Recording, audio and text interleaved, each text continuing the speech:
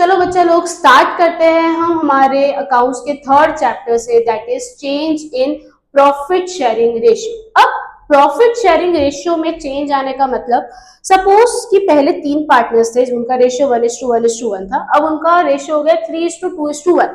तो यार profit sharing ratio में चेंज आने से बहुत सारी चीजों में और चेंजेस आते हैं। सबसे पहले तो कुछ पार्टनर्स हैं जिनको फायदा होता है change profit sharing ratio change करने से, और कुछ पार्टनर्स है जिसको नुकसान होता है। जिन पार्टनर्स को फायदा होता है उनको बोलते हैं गेनिंग पार्टनर्स, और जिन पार्टनर्स को नुकसान होता है उनको बोलते हैं सेक्रीफाइसिंग पार्टनर। अब यार ये सेक्रीफाइसिंग पार्टनर क्या बोलेगा कि यार हम लोगों ने सपोज 5 साल से हमारा रेशियो 1:1:1 था, हमने अभी चेंज किया। अभी 5 साल में इन लोगों ने मिलकर कुछ रिजर्व्स बनाए होंगे, कुछ इन लोगों ने मिलकर गुडविल क्रिएट की होगी, तो वो तीनों पार्टनर्स क्या, वो जो सेक्रीफाइसिंग पार्टनर है वो क्या बोलेगा कि यार 5 साल तक तो मैंने तुम लोगों के साथ इक्वली कंट्रीब्यूट किया है गुडविल और रिजर्व में, तो तुम अब रेशियो चेंज कर रहे हो और फ्यूचर में जब अपन फर्म को बंद करेंगे तो तुमको ज्यादा हिस्सा मिल जाएगा, जबकि 5 साल में तो हम लोगों को इक्वल डिवीजन मिलना चाहिए सब चीजों का। तो यहाँ पे रेशियो चेंज होने के कारण हम लोगों को गुडविल का चीज देखना पड़ता है कि गुडविल कितनी थी 5 साल की, फिर पार्टनर को उस हिसाब से गुडविल देनी पड़ती है। फिर हमें ये देखना पड़ता है कि 5 साल तक के रिजर्व कितने थे, हमें रिजर्व्स को डिस्ट्रीब्यूट करना पड़ता है। फिर हमें ये देखना पड़ता है कि कैपिटल कॉन्ट्रीब्यूशंस किस तरह से रहेंगे, एसेट्स एंड लायबिलिटीज को रीवैल्यू करना पड़ता है 5 साल तक का। फिर हम लोग हमारा आगे प्रॉफिट शेयरिंग रेशियो चेंज कर सकते हैं। तो हम लोगों को पहले सबसे पहले इस चैप्टर में ये देखना है कि सेक्रीफाइसिंग पार्टनर कौन होता है और गेनिंग पार्टनर कौन होता है। सबसे पहले सेक्रीफाइसिंग एंड गेनिंग पार्टनर के लिए हमें रेशियो निकालना पड़ता है। रेशियो 2 प्रकार के होते हैं, sacrificing ratio and gaining ratio. Sacrificing ratio कैसे निकालना जाता है, old ratio minus new ratio. Old ratio ABC partner थे 1:1:1 में, अब इन लोगों की पार्टनरशिप चेंज हो गई है 3:2:1 में। अब हम लोग कैसे निकालेंगे, हमको ऐसे लिखने का ए बी सी, ए का ओल्ड रेशियो 1/3, बी का ओल्ड रेशियो 1/3, सी का ओल्ड रेशियो 1/3। अब ए का न्यू रेशियो 3/6, बी का 2/6 और इसका 1/6। अब हम लोगों को यहाँ पे हमारा रेशियो निकालना है। ओके, तो ये आया -1/6, ये आएगा निल और ये आएगा +1/6। बेटा अगर सेक्रीफाइसिंग रेशियो की फॉर्मूला से हम आंसर निकाल रहे हैं और हमारा आंसर नेगेटिव आ रहा है, इसका मतलब ये बंदा गेनिंग है। क्या है, गेनिंग, और ये बंदा क्या है, सेक्रीफाइसिंग। इससे हमें ये समझ आना चाहिए सी अपना 1/6 शेयर सेक्रीफाइस कर रहा है और वो 1/6 शेयर मिल किसको रहा है, ए को मिल रहा है। तो हमें सेक्रीफाइसिंग रेशियो निकालना आना चाहिए। उसकी फॉर्मूला क्या होती है, ओल्ड माइनस न्यू। एडमिशन में हम लोगों को हर जगह, एडमिशन चैप्टर में हमको हर जगह सेक्रीफाइसिंग रेशियो निकालना है, जबकि रिटायरमेंट चैप्टर में हमको हर जगह गेनिंग रेशियो निकालना है।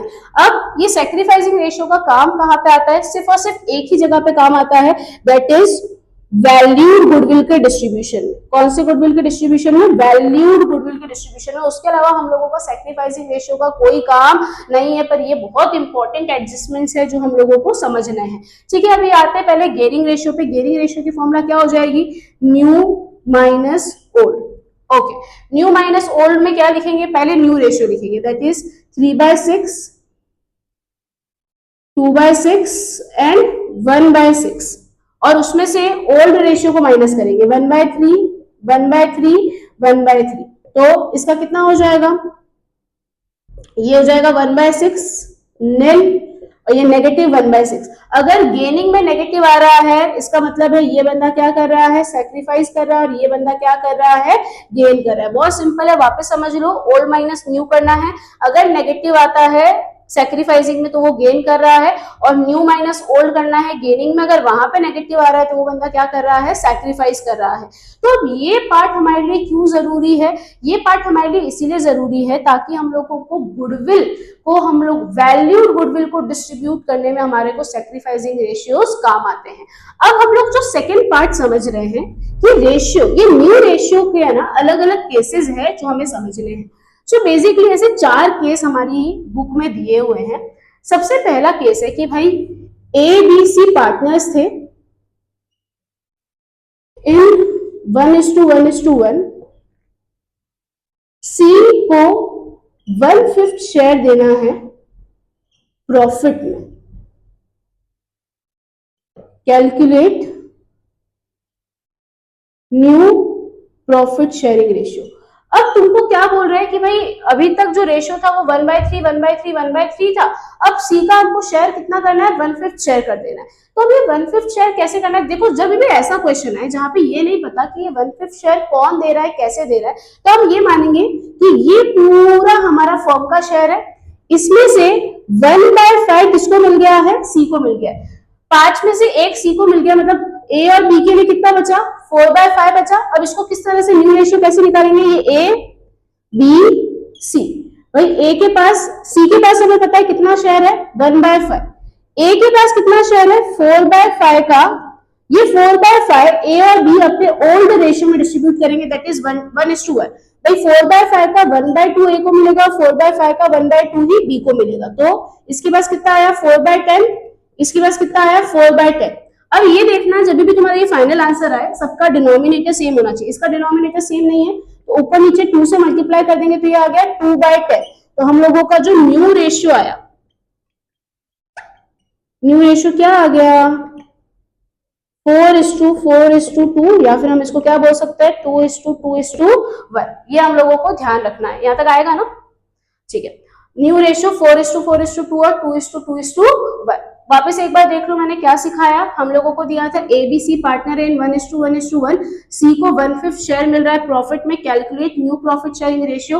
हमको नहीं पता सी को ये 1/5 शेयर कहां से मिल रहा है, तो हमने क्या बोला पूरे फर्म का ये शेयर है, उसमें से सी को 1/5 मिल रहा है, बचा 4/5 ए और बी में 1:1 के रेशियो में बटेगा, तो ये हमारा न्यू रेशियो आ गया, ये हमारा ओल्ड रेशियो है। अब हमको सैक्रिफाइसिंग रेशियो निकालना आना चाहिए, सैक्रिफाइसिंग रेशियो निकालने की फॉर्मूला क्या होगी, ओल्ड माइनस न्यू। वही ओल्ड कितना था 1/3 1/3 1/3, न्यू कितना है 2/5 2/5 और 1/5।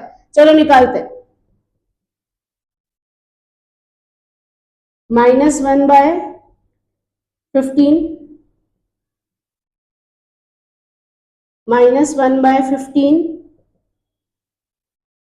2/15। तो ये बंदा सेक्रीफाइस कर रहा है और ये बंदे गेन कर रहे हैं, तो सी सेक्रीफाइस कर रहा है 2/15 शेयर और 1/15 उसमें से ए को मिल रहा है और 1/15 किसको मिल रहा है, बी को मिल रहा है।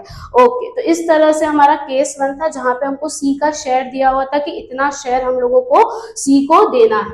अब केस 2 में क्या होगा कि सी का शेयर दिया है, ये बता दिया गया है कि वो जो सी का शेयर है वो उसको किससे लेना है, मतलब ऐसा बोला है कि एबीसी पार्टनर्स है इन 3:2:1, C is to get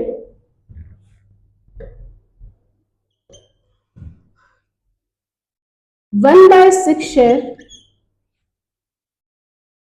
from A।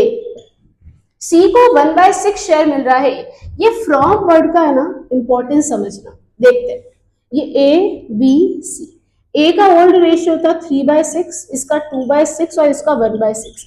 ऐसा बोल रहे हैं जो C है वो 1/6 शेयर ले रहा है A से, मतलब फ्रॉम का मतलब होता है डायरेक्टली माइनस, मतलब इसमें से डायरेक्टली 1/6 माइनस हो जाएगा और C में डायरेक्टली 1/6 प्लस हो जाएगा।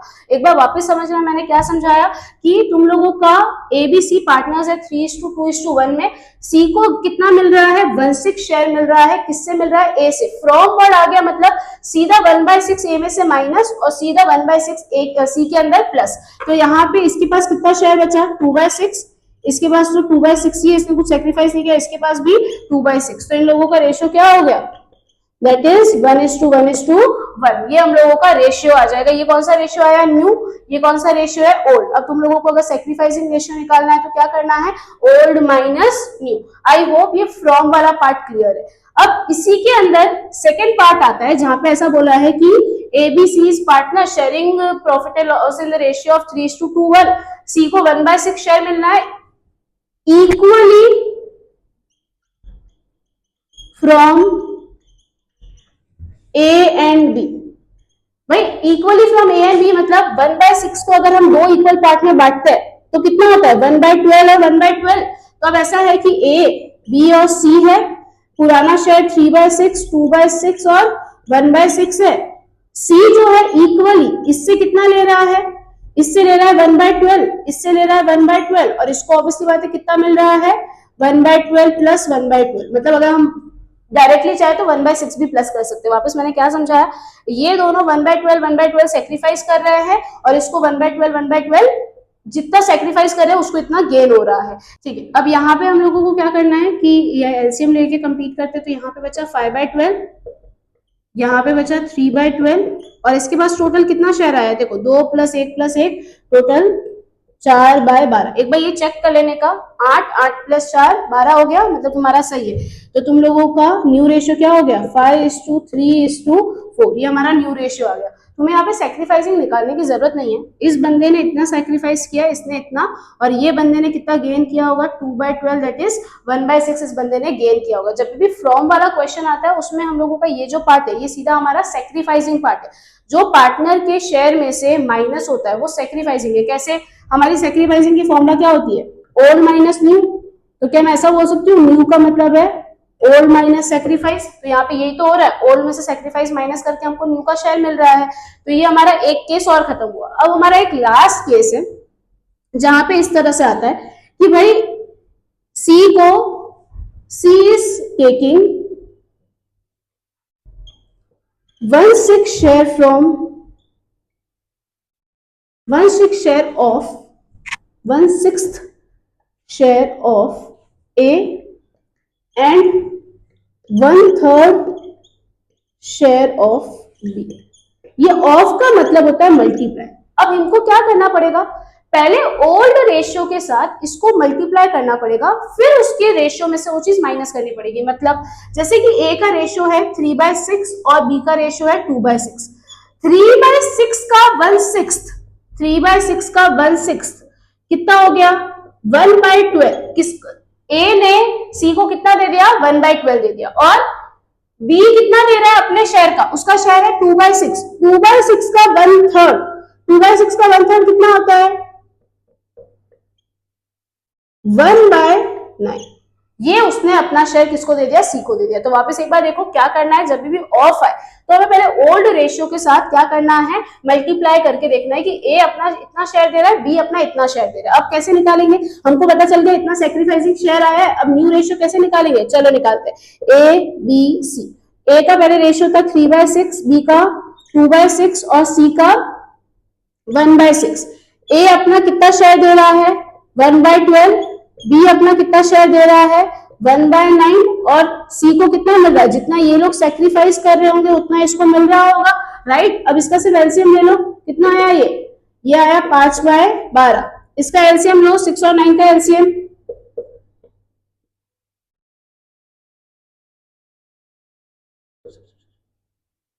18 एलसीएम आया, 6 माइनस ये हो गया 4/18। और यहाँ पे हम लोग एलसीएम लेंगे, 6 और 12 का एलसीएम 12 आया, 12 और 9 का एलसीएम लो,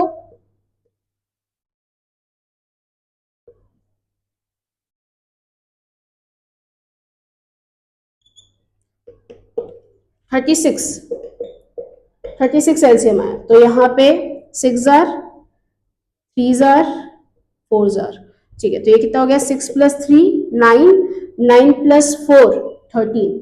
अभी भी ये बैलेंस नहीं है, वापस अब इसको सबको 36 के बराबर करो, तो ये हो गया 15/36, ये हो गया 8/36 और ये हो गया 13/36। एक बार चेक कर लो कि टोटल आ रहा है क्या 36। ये हो गया हमारा 23 + 13 36। तो हम लोगों का न्यू रेशियो क्या आ गया, 15:8:13। से बच्चे ये वाले पार्ट में ही कंफ्यूज होते हैं और सब पार्ट उन लोगों को समझ आ जाता है। ऑफ बोला है तो क्या करना है, पहले मल्टीप्लाई करके निकालना है कि उसके पुराने शेयर का इतना हिस्सा वो सी को दे रहा है, इसके पुराने शेयर का इतना हिस्सा वो सी को दे रहा है। इस जितना हिस्सा वो लोग दे रहे हैं उनके शेयर में से माइनस हो जाएगा और सी के शेयर में प्लस हो जाएगा। फिर बेसिक मैथ्स है जो हम लोगों को यहाँ पे सॉल्व करनी है। तो ये हमारा रेशियो वाला पार्ट कंप्लीट हुआ। अब इसका सेकेंड पार्ट आता है, मैंने क्या समझाया, जब भी रेशियो चेंज होता है तो हमें गुडविल का कैलकुलेशन करना पड़ता है। गुडविल के साथ साथ हम लोगों को रिजर्व्स और का कैलकुलेशन करना पड़ता है, ठीक है। अब नेक्स्ट पार्ट आता है इस टॉपिक का, दैट इज गुडविल। अब गुडविल दो तरह की होती है, एक होती है वैल्यूड गुडविल और एक होती है एग्जिस्टिंग गुडविल। बेटा वैल्यूड गुडविल मतलब तुम्हारी सेल्फ जनरेटेड गुडविल, और एग्जिस्टिंग गुडविल मतलब तुम्हारी परचेज गुडविल। अब होता क्या है, रेशियो चेंज होने पे कुछ पार्टनर गेन करते हैं और कुछ पार्टनर सैक्रिफाइस करते हैं। तो सैक्रिफाइसिंग पार्टनर बोलता है कि यार अभी तक की तो जो मैंने 5 साल तक मैंने तुम्हारे साथ काम किया और मैंने सेम रेशियो में, जो भी रेशियो में काम किया था वो रेशियो में क्या मैंने तुम्हारे साथ गुडविल में कंट्रीब्यूट नहीं किया। ऑब्वियसली बात है, सपोज तीनों पार्टनर थे, तीनों ने 1:1 में पार्टनरशिप स्टार्ट की थी, 5 साल बाद इन लोगों का रेशियो चेंज हो रहा है, तो पहले जो 5 साल की गुडविल है वो तो इन्होंने इक्वली क्रिएट की होगी। अब अगर हम लोग क्या कर रहे हैं, अब हम लोग शेयर चेंज करें, तो जब भी बिजनेस बेचेंगे तो गुडविल में सेक्रीफाइसिंग पार्टनर का जो शेयर है वो कम आएगा, तो ये तो गलत बात है। तो वो क्या बोलेगा, एक काम करो तुम लोग, ठीक है गुडविल को अभी तोड़ो मत, पर जो भी गुडविल 5 साल की बनती है उसमें मेरा जितना सेक्रीफाइस हो रहा है वो मुझे कंपेंसेट कर दो। तो यहाँ पे वैल्यूड गुडविल जब भी है, तो वैल्यूड गुडविल में हम लोगों को क्या एंट्री लेनी है, gaining partner account to sacrificing partner.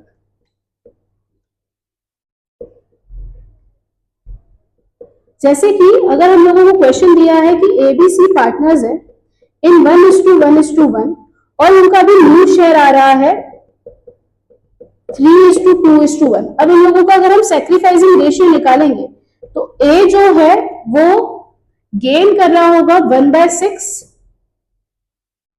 B का निल आएगा और सी जो है वो सैक्रिफाइस करेगा 1/6। ठीक है, आई होप सबको याद है सैक्रिफाइसिंग रेशियो कैसे निकालते हैं, ओल्ड माइनस न्यू करके।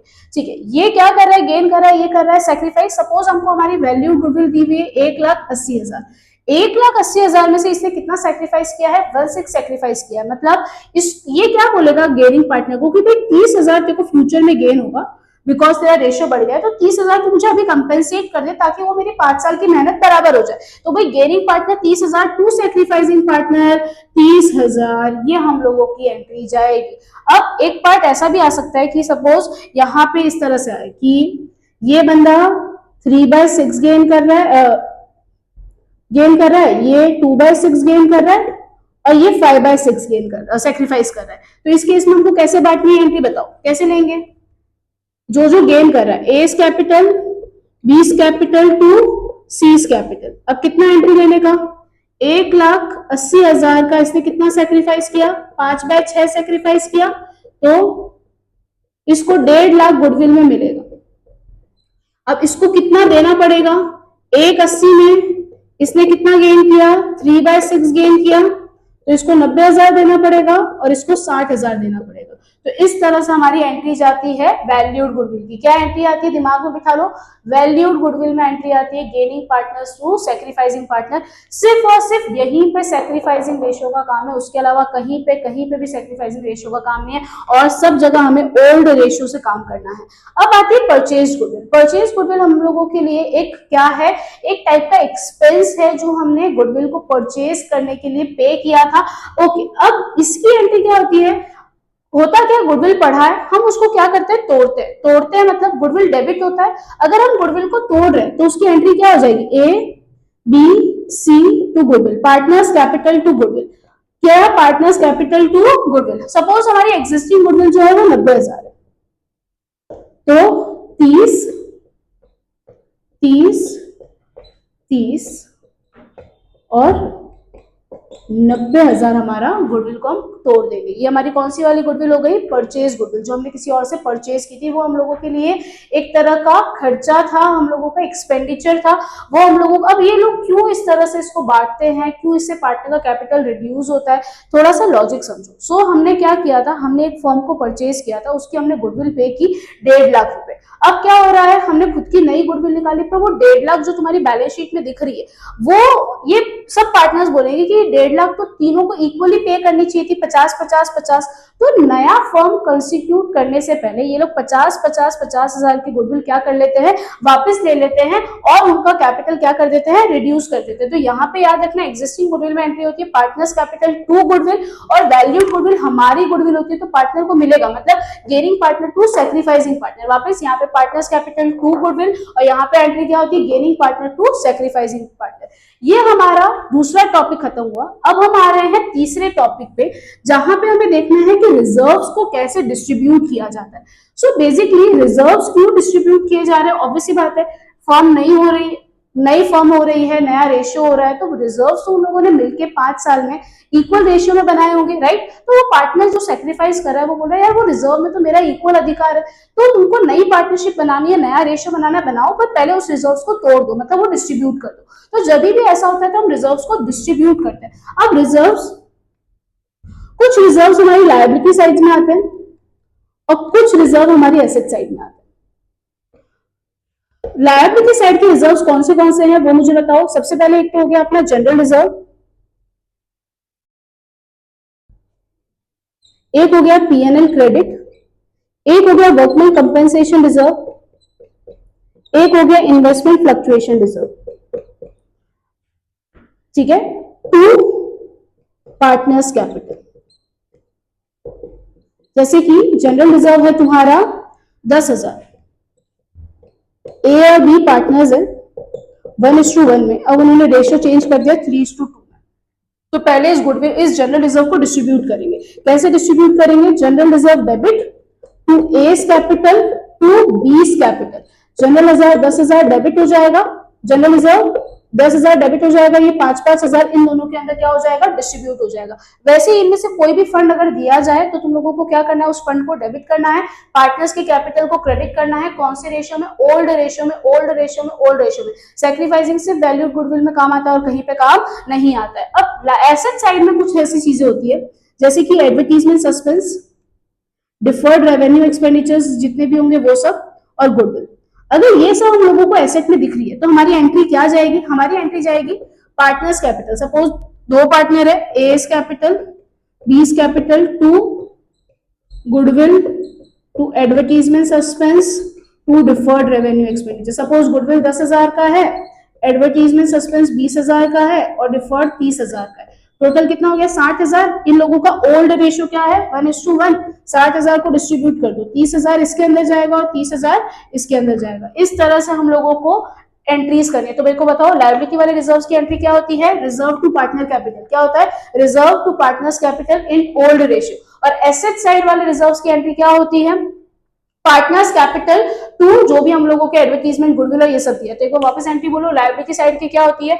रिजर्व टू पार्टनर्स कैपिटल, और एसेट साइड की क्या होती है? Partners capital to goodwill, deferred revenue expenditures, वो सारे की एंट्री होती है। तो हम लोगों को ये दो पार्ट याद रखने हैं, एसेट्स एंड लायबिलिटी के रिजर्व्स को किस तरह से डिस्ट्रीब्यूट किया जाता है। ये हम लोगों का टॉपिक 3 खत्म हुआ।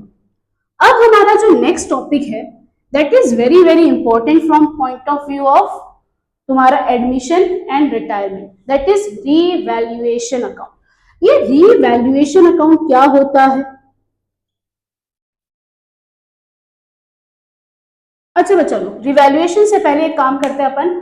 WCC और WIFR, मैंने उसके ऊपर स्टार मारा था। क्यों मैंने स्टार मारा था? क्योंकि उन लोगों को हम पूरा पूरा डिस्ट्रीब्यूट नहीं करते। जैसे जनरल रिजर्व 10 है तो पूरा पार्टनर में चला जाता है।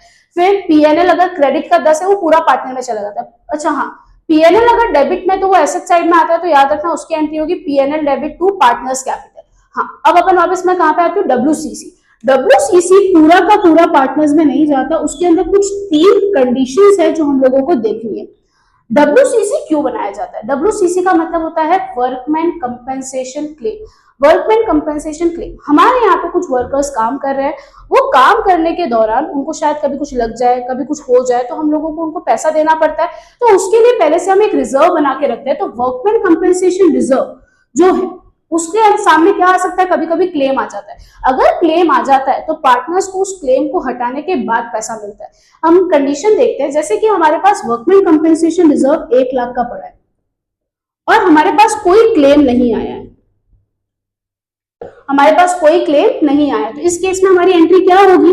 सीधा workman compensation reserve to partners capital. कौन से रेशियो में? ओल्ड रेशियो में। सपोज दो पार्टनर है, ए और बी, और इक्वल रेशियो में पार्टनर्स है, तो 1 लाख यहाँ पे 50-50। ये हमारा केस 1 जहां पे हमारे वर्कमैन कंपेंसेशन रिजर्व के सामने कोई भी क्लेम नहीं है।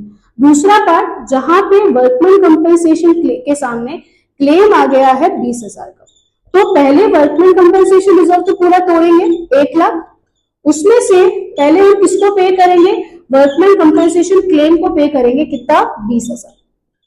और बचा कितना 80,000, वो हम पार्टनर्स में डिस्ट्रीब्यूट कर देंगे उनके रेशियो में। जैसे ओल्ड रेशियो अगर 1:1 है तो 40 और 40 के फॉर्म में ये दोनों पार्ट डिस्ट्रीब्यूट हो जाएंगे।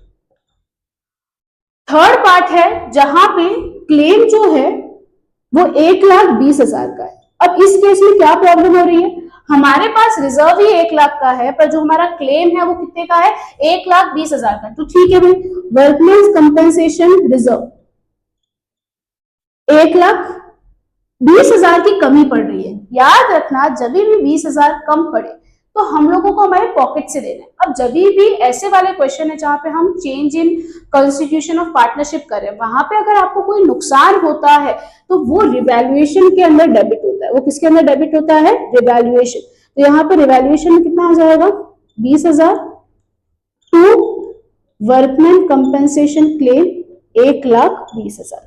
और ये रिवैल्यूएशन का जो नुकसान है वो हम किससे मंगाएंगे, पार्टनर से मंगाएंगे। तो यहाँ पे एक एंट्री और लेंगे, पार्टनर्स कैपिटल टू रिवैल्यूएशन 20,000। हमको इतना याद होना चाहिए ये वाली सारी एंट्रीज। वापस एक बार मेरे साथ बोलो कि क्या होता है जब कोई क्लेम नहीं होता है तो एंट्री क्या होती है, WCR टू पार्टनर्स कैपिटल। जब क्लेम होता है तो WCR to WCC to partners capital. और जब क्लेम ही ज्यादा है तो पार्टनर को तो कुछ मिलेगा ही नहीं, इनफैक्ट हमको हमारे पॉकेट से पे करना पड़ेगा। तो जितना पॉकेट से पे करना है वो किसके अंदर जाएगा, रिवैल्यूएशन अकाउंट में जाएगा। और वो रिवैल्यूएशन का पैसा हम किससे लेंगे, पार्टनर के कैपिटल से लेंगे। कौन से रेशियो में, ओल्ड रेशियो में। तो ये हम लोगों का वर्कमैन कंपेंसेशन क्लेम वाला पार्ट, रिजर्व वाला पार्ट कंप्लीट हुआ। नेक्स्ट पार्ट जो हम स्टार्ट कर रहे हैं that is investment fluctuation reserve, IFR। Okay, let's see अब ये IFR किस तरह से काम करता है। IFR के भी कुछ बहुत सारे केसेस हैं। ये IFR क्या होता है पहले ये समझते हैं। इन्वेस्टमेंट फ्लक्चुएशन रिजर्व, कि तुमने कुछ पैसा इन्वेस्ट किया, उस इन्वेस्टमेंट की वैल्यू कम हो गई। जब इन्वेस्टमेंट की वैल्यू कम हो जाती है तो जितनी वैल्यू कम होती है वो हम किसमें से एडजस्ट करते हैं, इन्वेस्टमेंट फ्लक्चुएशन रिजर्व। इसमें हमें सिर्फ याद रखना है वैल्यू कम और वैल्यू ज्यादा, उससे हमें मतलब है क्या वैल्यू है वो नहीं देखनी। जैसे कि यहाँ पे सपोज 1,00,000 का हमारा रिजर्व है, हमारी बुक वैल्यू जो है वो 1,00,000 थी इन्वेस्टमेंट की, और मार्केट वैल्यू जो है वो भी 1,00,000 है। क्या हमारे, अब तुमको ये, चलो इसको 1,20 ले लेते हैं, हमें इससे फर्क नहीं पड़ता 1,20 1,00,000 नहीं, ये कंपेयर नहीं करना है, हमें इन दोनों को कंपेयर करना है। क्या बुक वैल्यू और मार्केट वैल्यू में कोई दिक्कत आई, क्या मार्केट वैल्यू में गिरावट आई। हमें सिर्फ IFR तब यूज करना है जब मार्केट वैल्यू जो है वो बुक वैल्यू से क्या हो जाती है, कम हो जाती है। यहाँ पे मैं ये बोल रही हूँ कि बुक वैल्यू भी उतनी है, मार्केट वैल्यू भी उतनी है, तो हमको कुछ भी पैसा IFR से लेने की जरूरत नहीं है। मतलब पूरा का पूरा IFR किसमें डिस्ट्रीब्यूट हो जाएगा, पार्टनर्स के कैपिटल में। सपोज 1,20,000 का A और B में डिस्ट्रीब्यूट हो रहा है, उनका इक्वल रेशियो है 60,000 और 60,000। Okay, next part, book value जो है वो 1,00,000 है, मार्केट वैल्यू है जो 80,000। इस बार क्या हुआ, हमारी मार्केट वैल्यू में क्या आई है, गिरावट आई है। क्या आई है, गिरावट आई है। मार्केट वैल्यू गिरने के कारण हमको IFR को यूज करना पड़ेगा। तो हमारी एंट्री क्या होगी, IFR कितना है, IFR तो पूरा टूटेगा 1,20। 1,20 में से पहले हमको इन्वेस्टमेंट्स को एडजस्ट करना पड़ेगा, कितने का, 20,000 क्योंकि इन्वेस्टमेंट रिड्यूस हुए हैं। 2 बचा कितना, 1,00,000 बचा, वो पार्टनर्स में डिस्ट्रीब्यूट हो जाएगा। A's capital to B's capital, कितना, 50,000। एक बार वापस देख लो कि किस तरह से जाएगा। अगर हमारी बुक वैल्यू जो है वो 1,00,000 रुपए है और हमारी मार्केट वैल्यू जो वो 80,000 रुपए, तो इससे क्या हुआ, हमारी मार्केट वैल्यू में 20,000 की गिरावट आई। जो गिरावट आई वो हम किससे एडजस्ट करेंगे, IFR से एडजस्ट करेंगे। हमारे पास IFR 1,20 का था, पहले 20,000 हम इन्वेस्टमेंट में एडजस्ट करेंगे, बच गया वो 1,00,000 वो पार्टनर्स में डिस्ट्रीब्यूट हो जाएगा।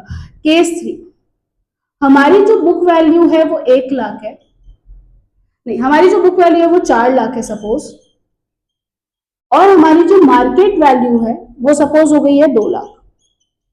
अब यहाँ पे भी क्या हुआ है, गिरावट आया है, तो इस बार गिरावट 2 लाख का है और हमारे पास तो आईएफआर सिर्फ कितने का है, 1.20 का है। तो यहाँ पे एंट्री कैसे करेंगे, आईएफआर तो तोड़ो, आईएफआर 1.20 पूरा तोड़ा, नुकसान हमें 2 लाख का हो रहा है, 2 लाख की गिरावट आ रही है, तो अभी भी 80,000 कम है। तो मैंने क्या बताया था, ये केस में अगर हमें नुकसान होता है तो रिवैल्यूएशन डेबिट होता है, तो रिवैल्यूएशन में से 80,000 लेंगे, टू इन्वेस्टमेंट में कितना एडजस्ट कर देंगे, 2 लाख रुपए, और ये रिवैल्यूएशन का पैसा किससे लिया जाएगा, पार्टनर से। तो पार्टनर्स कैपिटल टू रिवैल्यूएशन, जैसे ए और बी पार्टनर है, A's capital B's capital to revaluation, 80 को ये लोग 40-40 दोनों से ले लेंगे।